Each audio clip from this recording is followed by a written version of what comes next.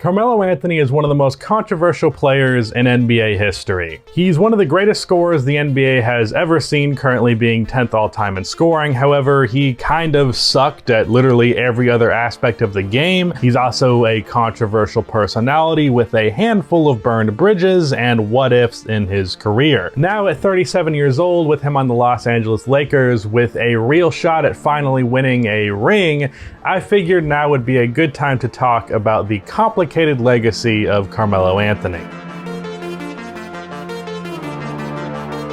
Before I continue on with this video, about half of the people that watch these videos are not subscribed, so if you fall into that 50%, then please subscribe. Also drop a like on this video, it only takes 1 second and it makes a massive difference. Also real quick, go subscribe to my second channel to get extra off-season content over there if you have not already. The very start of Carmelo Anthony's career ends up being controversial just by the fact of who was drafted ahead of him, with it being Darko Milicic, one of the biggest busts in league history. Darko was taken by the Detroit Pistons, who would proceed to win a championship the season following the draft, and they would contend for a few more years after that. And as a result, Melo and the Pistons would pretty much be forever linked as one of the biggest what-ifs in NBA history. The team that routinely needed just a little bit more to win a championship after 2004 and never had it, and the player who never won to quite a satisfying degree for two main reasons: a bit of lack of maturity on Melo's part and not having all that much help. It really would have made a huge difference. Melo being instilled in Detroit's culture and winning early would have drastically changed his career. Melo would instead end up in Denver, and his tenure in Denver is one of the main reasons why I say his legacy is complicated. Anthony played some great basketball in Denver, probably the best of his career overall,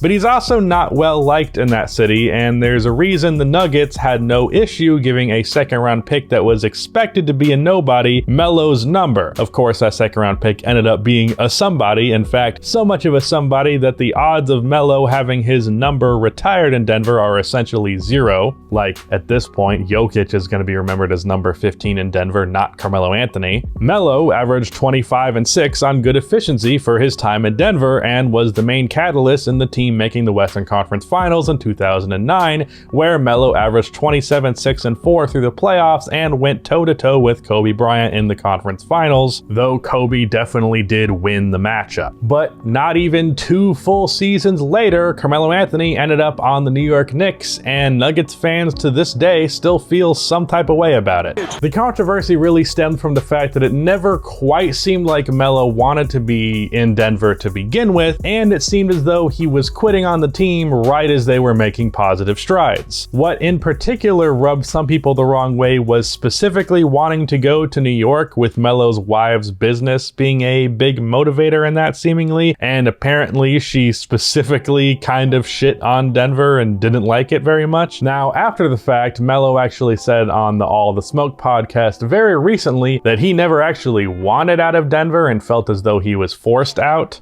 Contrary to what everybody believed, I didn't want to leave Denver, but it's like they put my back against the wall. We go to the Western Conference Finals in 2009.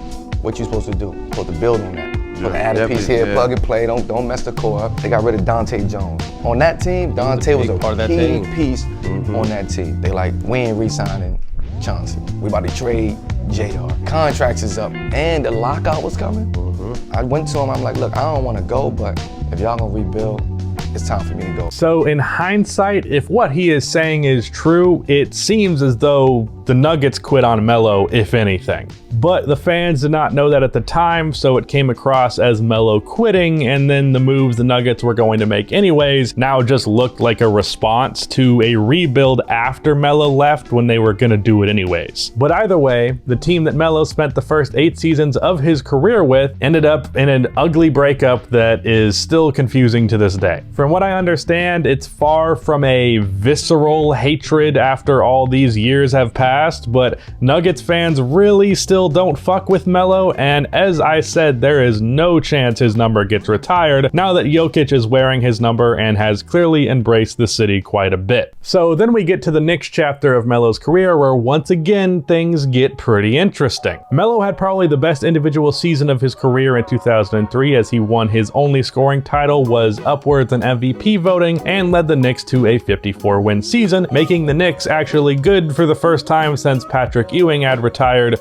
Well, actually, before he had left for the Sonics and the Magic for 2 seasons, but we pretend like that never happened. But the team fell off of a cliff and never really recovered after that, so Melo essentially spent the remainder of his prime getting buckets on losing teams, which to some extent is what Carmelo's legacy is, getting buckets on bad teams or teams at the very least are not as good as you would like them to be for as good as Carmelo Anthony at least allegedly is. And this is yet another reason why Melo's legacy gets complicated. Because did Melo always have the right mentality with the game? No, he definitely seemed to care about his stats more than you would like. Would it have helped if he was a more well-rounded player? Absolutely. But I don't think it's fair to label Melo as a loser when it was, for the most part, due to factors outside of his control. As an individual, he certainly had flaws, but I feel like that gets way more of the blame than is deserved. I think 2009 and 2013 showed that if you put a good roster around Melo, he can take you places pretty damn well. And even if he was always destined to be a second best guy on a championship team and he was just miscast, he could at the very least be the centerpiece of a damn good team. He proved that. And for that alone, I don't think he quite earns the title of loser that many people like to give him. But despite not having the same amount of winning in New York as maybe you would have liked, he clearly does not have the same disdain in New York as he does in Denver. Mostly because he clearly wanted to be in New York, as he showed in 2015 when he chose to re-sign with them over joining the Bulls and becoming a contender, something I'm still salty about. Also because it was pretty evident that he was forced out of New York. It wasn't from his own volition. Phil Jackson was an absolute dickhead about that, which in hindsight, based on recent comments, kind of adds up. Not recent comments, but recent comments that came out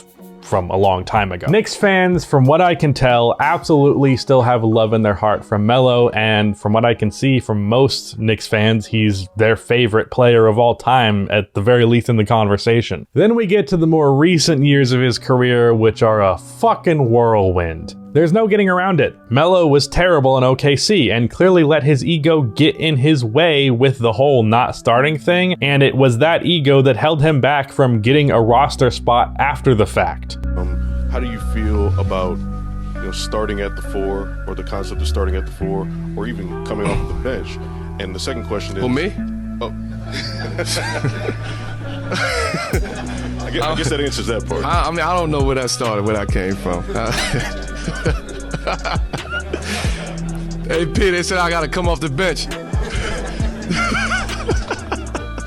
He played passable in the 10 games that he did with Houston, but he was promptly kicked out of that team and I think scapegoated, but he didn't exactly play great either. Then we get to like a year or so long period where Melo just did not get an NBA contract, and I will say, I think that was completely deserved. I think it was a necessary chapter to get him to where he is today, because the way Melo played and behaved were not congruent with each other. He was carrying himself as though he was still that dude, where he very clearly wasn't, and it was for that reason that teams were hesitant to pick him up. Why deal with the headache of Melo as a role player when you could just as easily sign another role player who will not come with that headache? Luckily, he showed with the Blazers that he had made the necessary changes to his game, and not just from the actual on-the-floor production, but his mind as well. He was much less egotistical than before. He became much more of a spot shooter, actually tried on defense, and more than proved he belonged in the NBA. Melo had to get out of his own way in order for him to get back into the league, and now that he has a real chance of winning a championship with the Lakers, and I hope he does. Melo has always been a weird player for me in terms of how I view him, because as someone who loves the art of the mid-range game, a prime Carmelo Anthony is one of the best artists we've ever seen in that category. So I've always enjoyed his game for that reason. But he is also in a camp of players who have an insane amount of irrational and annoying fans, so that's a problem. But it's also important to separate separate an annoying fan base from the player themselves. And while Melo was a player with a lot of flaws in his game, he is still one of the greatest scorers the league has ever seen, and nobody's taken that away from him. And I think his legacy of being a loser is significantly overblown because it was mostly not his fault. So that was the complicated legacy of Carmelo Anthony. Shout out to Rudy for editing this video. That is the end of this video. So that was the complicated legacy of Carmelo Anthony. Shout out to Rudy for editing this video. That is the end of this video. Please be sure to like and subscribe for more NBA content like this, and cue the outro music.